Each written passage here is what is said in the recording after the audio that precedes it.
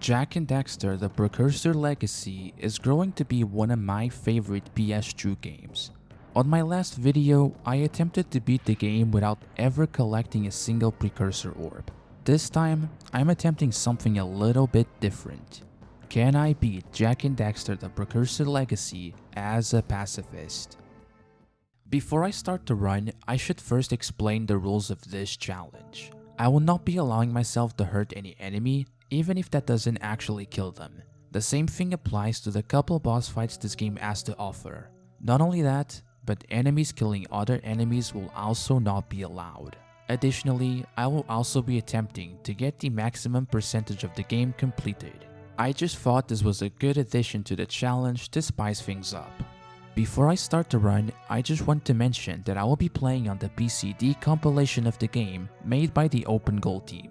It plays the exact same as the PS2 version of the game, but also includes some quality of life features, which make it much better to record this video. I will be leaving a link in the description so you can check out Open Goal for yourself. Also, this turned out to be way more interesting of a challenge than I could have ever imagined, so I promise this video is worth the watch. Now, with all of that out of the way, it's time for me to show you my attempt at this challenge. The game starts us on the Geyser Rock island. This is a simple tutorial section that introduces us to most of the mechanics of the game. Here, we find the 3 main collectibles the game has to offer. Once I learn how to jump, I can obtain the first collectible, the Precursor Orbs. There are a total of 2,000 of them across the whole game, and thankfully, unlike in my previous challenge, I don't actually have to avoid them. Right after that, the game teaches us about the most important collectible of the game, the power cells. I am required to collect a certain amount of these if I even want to progress through the game, as multiple areas have a set requirement of power cells to be able to go through them. In total, throughout the game, I can obtain 101 of them. Soon after, we find the last of the 3 main collectibles. These special red boxes will drop what is called a Scout Fly. Each level holds exactly 7 of them, and every time you collect all of the Scout Flies in the level, you will be rewarded with a power cell. In total, there are 112 of them scattered across the 16 levels the game has to offer. With that out of the way, I quickly 100% Geyser Rock with no real challenge, as there aren't any enemies to worry about just yet. So, once I was done, I activated the warp portal and made my way to the first hub world of the game. Sandover Village is the first of 3 hub worlds this game has to offer. These are all structured in a very similar way. All of them contain 50 orbs to collect, as well as a bunch of power cells that require you to pay a certain amount of orbs to an NPC. The other common thing these hub worlds share that make them really easy for this video is that they don't have any enemies to worry about. So, I quickly collected all of the orbs and Scoutflies in this level, as well as the only other power cell that I could currently obtain. Oh, and don't worry, this time I just carefully guided the Yak House by standing behind them without ever punching them. Either way, this left me with just a couple power cells that required me to spend more orbs than what I currently had. I will revisit this area later, but for now, I just made my way to the next level, the Sentinel Beach.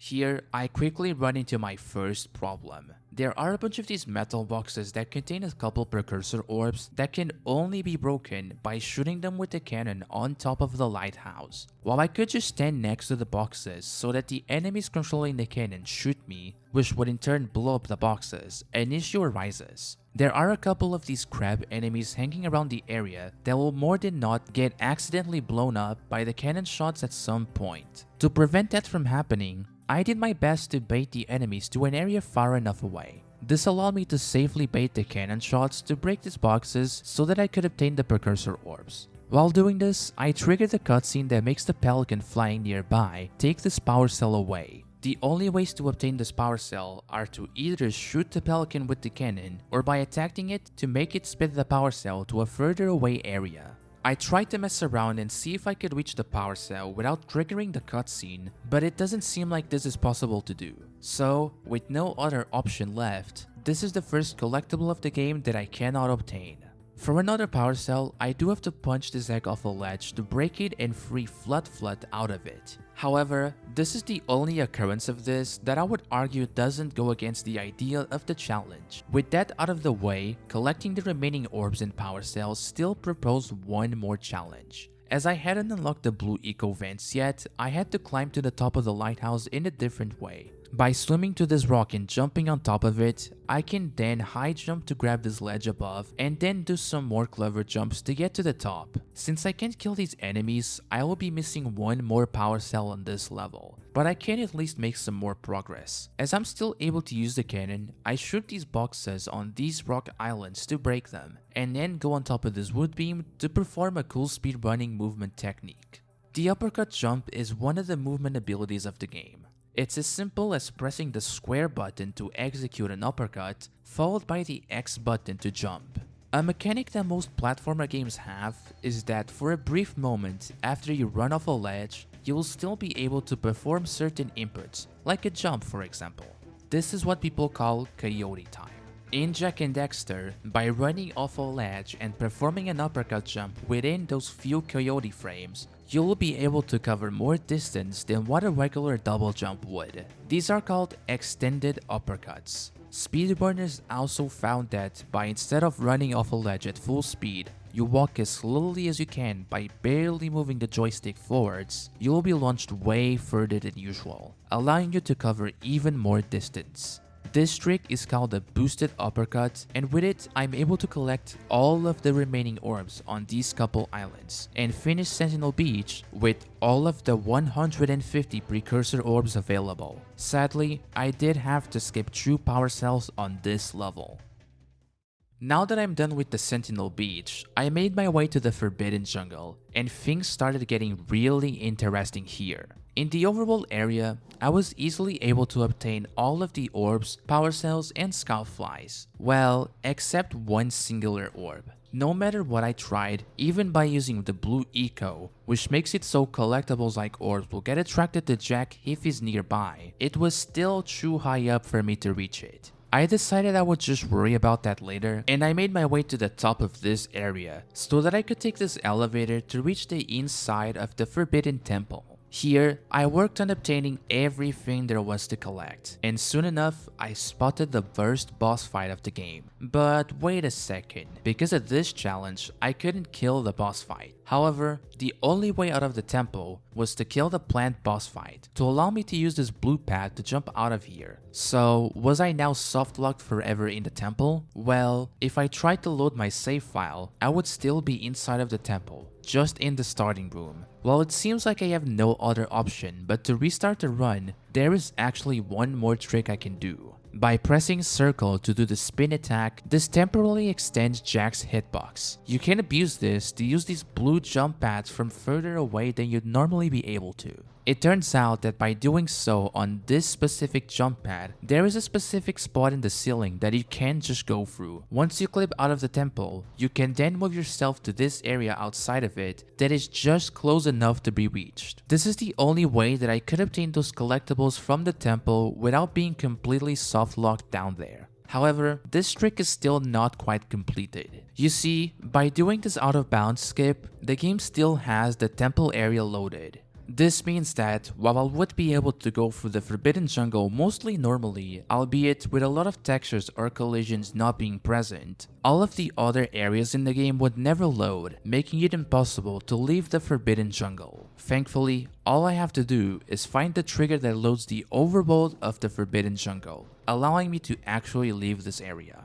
And as it turns out, all I had to do was go back to the stop area of the temple, and as you can notice by the background textures suddenly appearing, I was now free to roam around the world. This did mean I didn't have to do those boosted uppercuts on Sentinel Beach, as I was actually able to activate the blue eco vents on the temple, so oh well, not much I can do about that now. While I had escaped the temple, I still had one more problem to worry about. Remember that one precursor orb I skipped at the start of the level? Well, the way you'd normally obtain it is by killing the planned boss fight and using the jump pad it unlocks to reach it. Since I can't do that, I now had to find some other weird way to just barely reach it. I first tried seeing if there's any rocks that I could just barely stand on, and then somehow get high up enough to jump to that orb. After a lot of messing around, this idea ultimately failed. But as I was giving up, my brain lit up with another idea. There is this speedrun trick named Zoom Walk, whereby walking off a ledge and entering and exiting first person mode by pressing triangle in a certain rhythm, it would keep Jak on his grounded state, allowing him to essentially fly in the air while losing a minimal amount of height. I thought that just maybe, if done from the top of the temple, I can make it all the way to this orb. As I had no other ideas, I decided to try this out for a bit. I went from this lower ledge on my first attempt, and sadly, it seemed like I would need to be way higher up than that to make it to that orb. I tried going up from a higher point of the tower, but still to no avail. I thought about calling it there and giving up on that orb, but after a few more minutes of thinking, I had one last idea. I decided to go onto a different save file and enter the code that allows you to go onto debug mode. I used this to go around these rocks and trees near the orb to see if any of them had any collision I could maybe stand on. Shockingly enough, I found that Jak can actually walk on this branch of this tree. If I managed to get up there, I could then perform a boosted uppercut and I would easily make it to that orb. I then tried to find ways to reach that tree, and then I found this specific spot on this rock. While most of the rock would make Jak slide out of it, by landing on this specific area, Jak would slide a little bit and then stand completely still, allowing me to jump freely. All I would need to do now is to find one more spot so that I could jump it to that specific area of the rock. I quickly found out that by high jumping from this location, there's a very specific part of this rock that Jak can barely land on. Finally, by combining all of these findings, after a few minutes of attempts, I managed to get all of these jumps together and finally collect that last precursor orb. Well, I'm still missing 5 orbs as well as one more power cell, but both of these are only obtainable by killing the planned boss fight. So I finally left Forbidden Jungle with 145 out of the 150 total orbs, as well as 7 out of the 8 power cells. I can finally catch a break from all of these difficult tricks with the next level. The Fisherman NPC from the Forbidden Jungle allowed me access to this boat, which lets me go to Misty Island. For the most part, the Misty Island was a pretty easy level to complete. Once I made my way to the left side of it, I got to ride the Zoomer vehicle for the first time in this run. One of the power cells in this area requires me to kill these 6 flying enemies, so that's something I will have to skip. Besides that, I can collect everything else in the Zoomer section. I then made my way to this area, where I had to be careful as stepping close to the middle of it will start an ambush section where I'm forced to kill all of the enemies. Thankfully, I can just hug the edges of this area to skip having to do so. I then made my way to this boat and took this path full of rolling logs to get to this top area. There is another power cell I have to skip in here, as it requires me to kill these true enemies by the cannon, similar to Sentinel Beach. I can still at least use this cannon regardless of killing the enemies or not, so I can blow up these metal boxes in the ambush area to later collect the orbs. Not only that, but from this top area, I can jump down to the power cell that would normally require me to complete the ambush segment. In the end, I was able to collect every single orb in Misty Island, but unfortunately had to skip 2 of the power cells. Now that I was done with that, I quickly revisited the Sandover Village to buy all of the power cells that I previously couldn't, leaving me with all of the 6 power cells of this hub world collected. I then made my way to the Fire Canyon, which is one of the 3 areas of the game that connect each of the hub worlds together. They are short levels played on the Zoomer vehicle, only having 50 orbs on each and a few power cells at best. However, to be able to progress through these, I need a certain amount of power cells to be able to upgrade the Zoomer. At this point, I already had 29 power cells, so that wasn't an issue. These levels don't offer much of a challenge as there's not many enemies to worry about, so there's not much to show on this run. There was this one enemy really close to a scoutfly, but with some careful movement I was able to obtain it. Otherwise, I easily collected all of the orbs and scoutflies as well as the power cell at the end. I had now reached the second hub world of the game. Rock Village, just like Sandover Village, has no enemies to worry about, so collecting all of the orbs and scoutflies was pretty easy. I didn't have enough orbs to buy all of the power cells at the moment, so I will be revisiting this area later. This time, I decided to start the second hub world with the Boggy Swamp. This was easily the most annoying level of the whole run, as it's filled with enemies that are incredibly hard to avoid if you don't kill them. This level is also filled with these special boxes that can only be broken with yellow eco. This also forces me to have to be very careful with shooting the eco fireballs to make sure I don't ever accidentally hit an enemy. After dying a bunch of times just about everywhere in the level, I got to this area where I spotted the first unobtainable power cell. As after using this jump pad, I get ambushed and am forced to kill all of the enemies to obtain the power cell. I then instead make my way a bit more forwards and get to play the first Flood section of the game. Flood actually has a really helpful movement ability for this level, as its charge attack is able to break these metal boxes, making it way more safe than using the yellow eco. Once I'm done with the Flood section, I made my way to this NPC that requires me to kill a bunch of rats in reward for a power cell. So, sadly, this is yet another unobtainable power cell in the same level. After this, the remaining collectibles didn't present much of a challenge. So after a bit of time, I was finally done with the Boggy Swamp, having collected all of the 200 Precursor orbs of the level and 6 out of the 8 total power cells.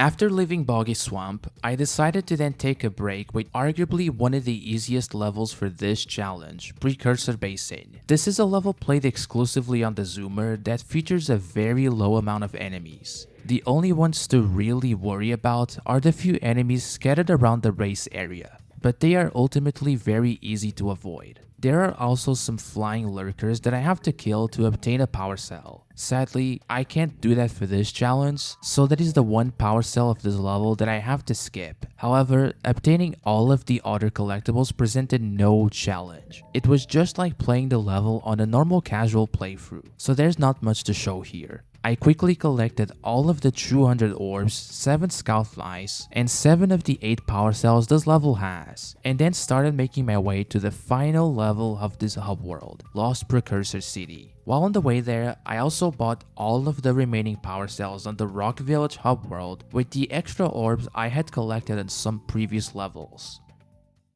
If you guys watched my last video about beating Jak and Daxter orbless, you will remember that Lost Precursor City forced me to go out of bounds multiple times to be able to obtain some of the power cells. I can say that thankfully for this video, this level did not present any challenge. There are a bunch of enemies across the level, but they are pretty easy to avoid and don't really mess with trying to obtain the collectibles too much. This time, I was able to just play the level the same way you would play it casually and easily obtain all of the 200 Precursor orbs, 7 scoutflies, and 8 power cells.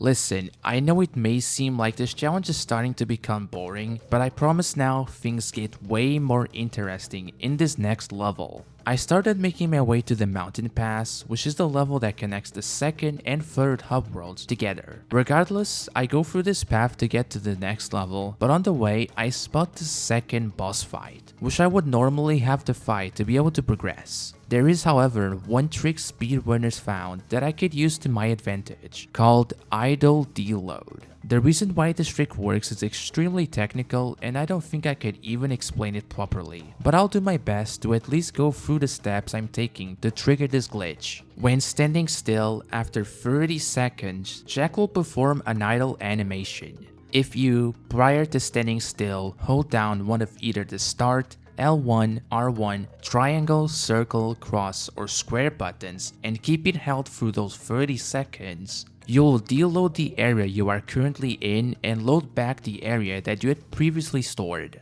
Two simple methods of storing an area are just by watching a cutscene or dying in that same area. You can do exactly either of these things right at the start of the claw fight, storing Mountain Pass as the area you were last on. Now, the next step is to make your way to the Boggy Swamp, more specifically around this rock near the start, and perform the idle deload. Essentially, once you deload the Boggy Swamp area, the game tries to find the nearest checkpoint to the area you had previously stored, which in this case was Mountain Pass. And it just so happens that the checkpoint closest to Jak at this moment is not the checkpoint at the start of the claw fight, but instead the checkpoint right after the claw fight. This allows me to completely avoid fighting Claw, unfortunately skipping a power cell, but at least it means this challenge is not over yet. But hold on, I am not slowing down with these fancy tricks just yet.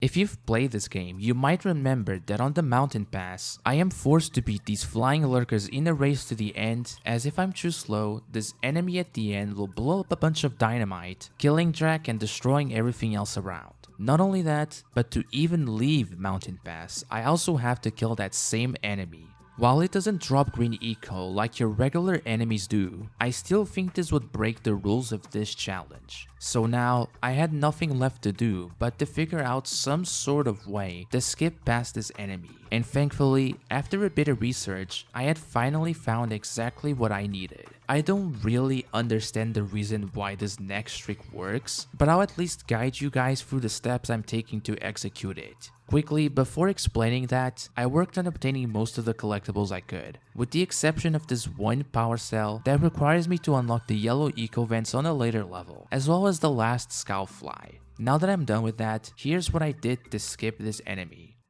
The goal here is to speedrun my way through the Mountain Pass as fast as I'm able to, by taking the tightest lines, always collecting blue eco to speed up the zoomer, and also avoiding bonking on the walls. By going as fast as I possibly can, there's a chance that once I collect the last scout fight that I had skipped, when starting the cutscene for giving me the power cell, the game gets confused as it also tries to play the cutscene for that last enemy attempting to blow up the dynamite. As I'm way far ahead of the flying lurkers I was racing, there's not really any reason I could come up with as to why this cutscene starts to play in the first place. But maybe someone with more knowledge of this game can leave a comment on this video helping explain why this happens. Either way, for some reason, this causes the enemy to despawn, which in turn means the dynamite never explodes, and instead I get this awkward cutscene where nothing really happens, until Jak decides to just leave the zoomer on a completely random spot, and now I can just walk through the ending of Mountain Pass without having to kill that enemy at all. Okay, I know you may be thinking that perhaps the enemy still died, but just off screen. But trust me, in a bit, I'll show you why that's not the case. But first, I still have a bit more to do.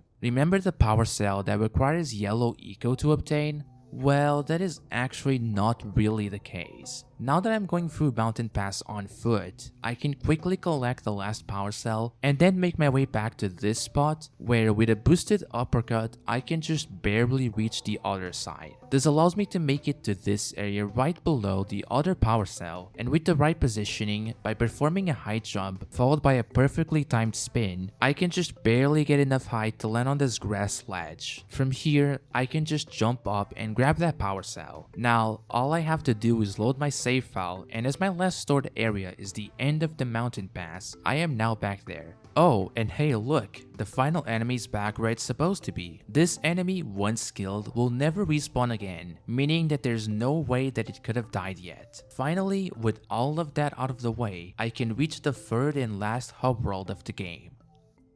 Volcanic Crater is the last hub world of the game. Like the two other hub worlds, collecting all of the orbs and scout flies was really easy. I managed to buy 4 more power cells with the remaining orbs I had collected, and then I quickly went to the spider cave and climbed to the top of this room to touch this yellow eco, so that I could break this crate on the Volcanic Crater and obtain another power cell. As I need to collect more orbs to buy the true last power cells of this level, I will revisit this one later, but for now, I went back onto the next level, the spider cave.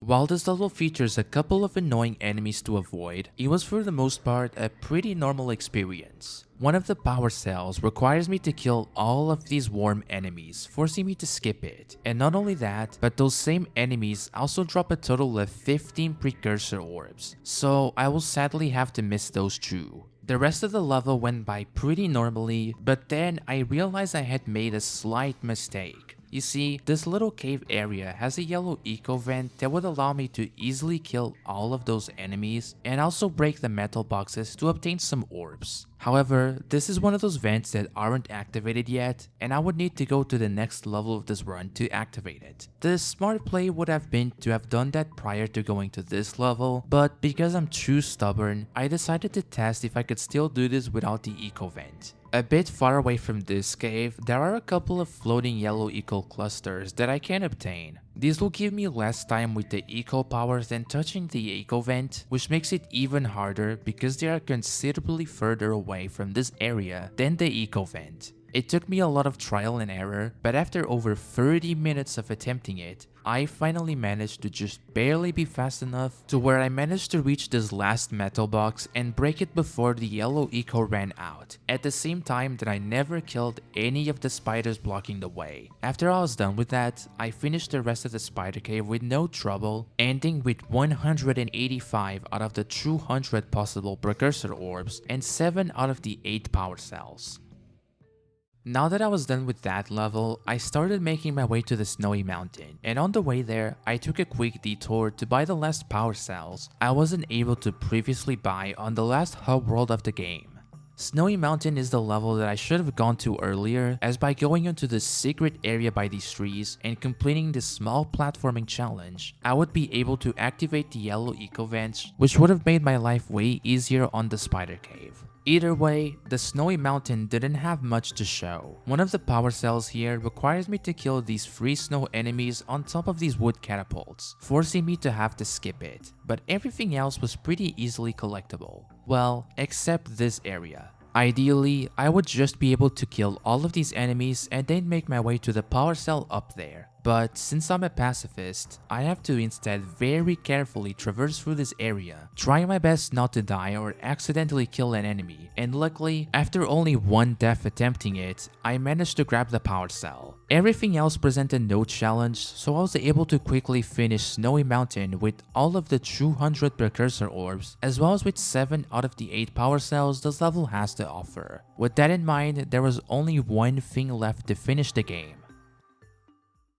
It was now time for me to make my way to the final level of the game. Before that though, I have to go through the lava tube, which is the last zoomer section of the game, connecting the last hub world with the last level of the game. This was incredibly easy as there isn't a single enemy to worry about, so in just a few minutes I was 100% completed with it and had reached the ending. After collecting the last power cell of Lava Tube and activating the warp gate next to it, I made my way to the final level of the game, Gol and Maia's Citadel. In this level, you have to free 3 different sages, all with challenging platforming sections leading to them, which in turn would unlock a path that leads you to the very top of the Citadel, allowing you to save the last sage and go on to fight the final boss fight. However, if you watch my previous Jak and Daxter challenge, you know exactly what I'm about to do. You see, the developers of this game made a very slight mistake, so by saving and loading your game right after you finish watching the first cutscene that plays when you enter the level, you will be spawned instead at the very end section of the level, right at the top. From here, I can just free the last stage, and if I wanted to, I could go fight the final boss of the game. Since I'm going for the maximum completion percentage possible, there is still a bit more work to do. Very conveniently, from this top area, I can jump onto these rotating platforms and drop down to the very end of each of the sage's sections, skipping all of the platforming that is needed to be done. I will only be doing this with the red sage, as its section has one moment where the only way to progress through is by killing a bunch of these enemies to open up a door. After doing so, I drop down to the start where I get some of the other collectibles nearby, and then I go through each of the sage's sections normally, as they all have a couple collectibles on the way. While I can't complete the entirety of the red sage's section normally, very thankfully, all of the collectibles here are located right before the door, so after a bit of time, I managed to collect every single orb, skullfly, and power cell that Golden Maia Citadel has to offer. At this point, the only thing I had left to finish this game was to ride the elevator at the top to the outside of the Citadel and defeat the final boss fight. Wait, did I say defeat? Well, yeah, for the people that have played this game before, you already knew this was going to happen. There is no known way to skip fighting this boss fight, so sadly, this is where the challenge will fail. If we even want to progress past the first phase of the boss, we are forced to kill 12 of these enemies. So, as it stands, I was able to reach the very final boss of this game as a pacifist, as well as collect a surprisingly big amount of the collectibles of the game, finishing this run with 91% game completion.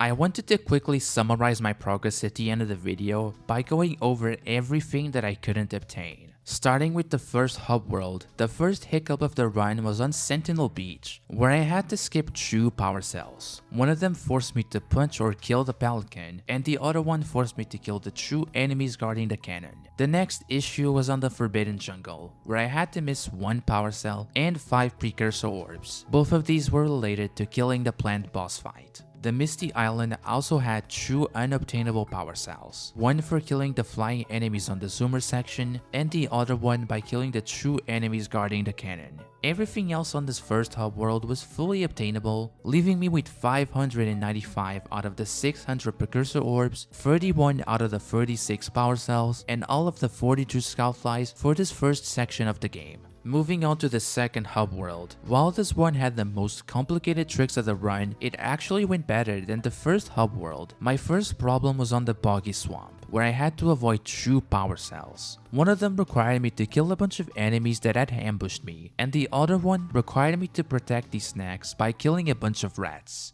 Precursor Basin also had a little hiccup, with one of the power cells being unobtainable as I had to kill a couple of the flying lurkers. The last issue of this hub world was on the mountain pass, as one of the power cells is locked behind Killing Claw, the second boss fight of the game. With all of that in mind, I was able to obtain all of the 700 precursor orbs, 30 out of the 34 power cells, and every single skullfly of the second area of the game. And to end it, on the third and final hub world of the game, things went mostly the same as the other hub worlds. The first problem arose on the spider cave, as one of the power cells required me to kill all of the worms walking around the big logs. These worms also drop precursor orbs, so I also had to skip 15 orbs in this level. Snowy Mountain went mostly pretty good. There was only 1 power cell that I had to skip, as I was required to kill the 3 enemies on top of the wooden catapults. But besides that, everything else in the final segment of the game was completely obtainable, leaving me with 685 out of the 700 total precursor orbs, 29 out of the 31 power cells, and every single skullfly collected. Adding all of this up, as I previously mentioned already, I finished the game with 1,980 out of the 2,000 precursor orbs, 90 out of the 101 power cells, as well as every single one of the 112 skullflies in the game, leaving me with 91% game completion. While this challenge sadly wasn't possible, as I was required to kill some enemies during the final boss fight to finish the game, it was way more interesting than I could have ever imagined. Some of these collectibles required some very clever tricks to obtain, as well as skipping both the claw boss fight and the final enemy on the mountain pass segment made for a really fun experience. Just like I said last time, this video would not have been possible to make without all of the helpful videos and documentation the Jak speedrunning community has done throughout the years. So I will be leaving links in the description to everything that I used as reference to successfully pull off this run. If there are any other challenges or games you'd like me to try, feel free to leave them in the comment section. I would also really appreciate it if you guys liked the video and subscribe to my channel. Thank you for watching the video, see ya.